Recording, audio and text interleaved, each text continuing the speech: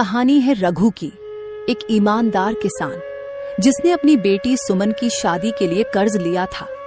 रघु की यही कोशिश थी कि उसकी बेटी खुश रहे, पर नियति ने ऐसा खेल खेला कि कर्ज का बोझ रघु को और उसके परिवार को तोड़ने लगा। बिटिया का घर बसाने के लिए ये कर्ज लिया था, अब ये बोझ मेरी सांसों पर भारी पड़ रहा है। कमला गुस्से में, अरे सुमन, तुमसे तो एक काम ढंग से नहीं होता। मायके से कुछ सीख कर नहीं आई। मैं जानती थी कि बहू लाने से मेरा ही सिर दर्द बढ़ेगा। बाबा की तबीयत खराब है, मुझे उनसे मिलने जाना चाहिए, पर माँ जी से कैसे कहूँ? माँ जी, बाबा की तबीयत बहुत खराब है, मैं कुछ दिन के लिए उनसे मिलने मायके जाना चाहती हूँ। मायके का नाम सुनते ही मेरा खून खौल जाता है। मुझे तो लगता है तुम मायके के चक्कर में अपनी ससुराल को भूल जाओगी। नहीं, मैं तुम्हें वहां जाने नहीं दूंगी। सुमन नम आंखों से, माँ जी, मैं सिर्फ कुछ दिन के लिए जाना चाहती हूँ। बाबा अकेले हैं, मेरी उनकी बहुत चिंता हो रही है।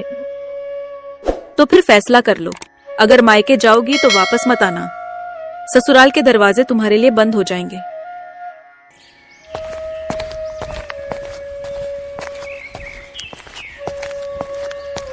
बाबा, ये क्या हाल बना लिया है आपने? आपने मुझे क्यों नहीं बुलाया? क्या बेटी का इतना भी हक नहीं कि वो अपने पिता का दर्द बांट सके? बेटी, तुझे बुलाता तो तेरा घर बिगड़ जाता। मैं नहीं चाहता था कि मेरी परेशानी तुझ पर असर करे। बाबा, मुझे माफ कर दीजिए, मैं आपकी मदद नहीं कर पाई।